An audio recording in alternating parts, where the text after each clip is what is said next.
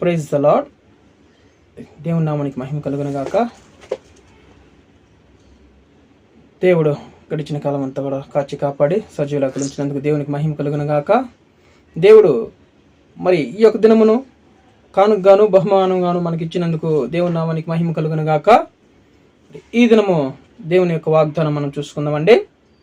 కీర్తనల గ్రంథంలో నుంచి 23వ అధ్యాయము 1వ వచనం నేను చదువుతాను. యెహోవా నా కాపరి, నాకు లేమి కలుగదు. చూడండి, దావీదు రాసినటువంటి కీర్తనలో కీర్తనకారుడైన దావీదు అంటున్నాడు, యెహోవా నా కాపరి, నాకు లేమి కలుగదు అంటున్నాడు అన్నమాట. మరి యోహాను సువార్తలో కూడా 10వ అధ్యాయము 11వ వచనంలో ఏం చెప్తుందండి? యెహోవా మంచి కాపరి, చూడండి, గొర్రెలకు నేను మంచి కాపరిని అంటున్నాడు అనమాట. గొర్రెలకు ఆయన మంచి కాపరంట. గొర్రెలకి మంచి కాపరిగా ఉంటే గొర్రెలకి సమృద్ధమైన ఆహారం దొరుకుతుంది. ఆ కాపరి ఎలాగైనా కష్టపడి గొర్రెలకి మేత వేయగలడు. మరి గొర్రెలు మరి కాసుకొని వెళ్ళినప్పుడు కొన్నిసార్లు మేత లేనప్పుడు చెట్టు పైకెక్కి ఆ కొమ్మలను నరికి వాటికి ఆహారం పెట్టగలడు. మరి కొమ్మలను వంచి ఆహారం పెట్టగలడు.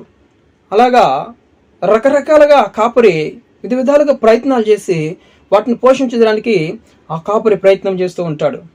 కాబట్టి ఆ మంచి కాపరి మనకుంటే మనకి లేమి కలుగుదండి. అందుకని దావీదు అన్నాడు, యెహోవా నా కాపరి, నాకు లేమి కలగదు. చూడండి, లేమి అనేది కలగదంటండి. లేమని ఆహారం అనే లేమి కలగదు. మరి సమృద్ధి అనే లేమి ఏమి కలగదు. ఎందుకంటే ఆయన మంచి కాపరిగా ఉన్నాడు. నేను గొర్రెలకు మంచి కాపరిని అన్నాడు. నేను గొర్రెలకి మంచి కాపరిని అన్నాడు. కాబట్టి మనకి సమృద్ధి అయిన ఆహారం పెట్టడానికి ఆయన మంచి కాపరిగా ఉంటున్నాడు. మరి చీతగాడైతే తోడేళ్ళు మరి పులులు రావడం చూసి తప్పించుకుని వెళ్ళిపోతాడు. గొర్రెలను తింటే తినేలే, నేను తప్పించుకుంటే చాలని వెళ్ళిపోతాడు. కానీ ఈ మంచి కాపరి అయినటువంటి యేసయ్య తన ప్రాణం పెట్టి మరి తన గొర్రెలను కాపాడుకునేవాడు అంటండి. ఎంత మంచి కాపరి ఆ దేవుడు! చూడండి, ఆ కాపరి చాలా మంచి కాపరి. ఆయన తన గొర్రెల కోసం ప్రాణమైన పెడతాడంటేగానే గొర్రెలు మాత్రం విడిచిపెట్టాడంట. అందుకనే దావీదు, నా కాపరి, నా యెహోవా నా మంచి కాపరి, నాకు లేమి కలుగదు. ఆయన మన కుటుంబాలు ఉంటే మనకు లేమి ఉండదండి. లేమి అనేది ఎప్పుడు కూడా ఉండదు. సమస్యలు అనేది ఉండవు. మరి ఆయనకు మన కాపరిగా ఉండాలి. ఆయన కాపరిగా ఉండాలంటే ఆయన చెప్పినట్టు మనం వినాలి. ఆయన ఇష్టానుసారంగా నడుచుకుంటే మనకి ఏ ప్రాబ్లం ఉండదండి. కాబట్టి ఆయన కాపరిగా మనము తీసుకోవాలి. నా కుటుంబానికి యేసయ్య, నా హృదయంలో యేసయ్య, మా కుటుంబానికి నువ్వు కాపరిగా ఉండాలని ఆయన అంగీకరించాలి. ఎందుకంటే ఆయన మన కోసం ప్రాణం పెట్టినాడు. నిజంగా ఆ కాపరి మన కోసం ప్రాణం పెట్టినాడు, రక్తం చిందించినాడు. కాబట్టి మనకి లేమి కలుగదండి. నిజంగా ఆయన మన కుటుంబంలో కాపరిగా ఉండాలని కన్నీరు గార్చి ఆయన్ని మనం ఆహ్వానించాలి, వేడుకోవాలి. ప్రభువా, నా కుటుంబానికి కాపరిగా ఉండండి, నా హృదయానికి కాపరిగా ఉండండి అని వేడుకోవడం ద్వారా ఆయన మన కుటుంబాలకు వచ్చి మనల్ని కాపాడుతాడండి.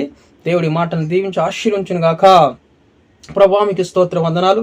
మాటను దీవించి నాయన మరి వీడియో ఉంటున్న ప్రతి ఒక్కరికి నాయన ప్రభువా మరి తండ్రి సమృద్ధమైనటువంటి ఆహారం దయచేసి మీరు కాపరిగా ఉండి కాపాడండి. వాళ్ళ జీవితాల్లో ఈ వాగ్దానం నెరవేర్చమని, మీ చిత్త నెరవేర్చి మమ్మల్ని మా పరిచయం సంఘాన్ని దీవించి ఆశీర్వించమని యేసుక్రీస్తు నామములో పరలోకపు తండ్రి, ఆమేన్.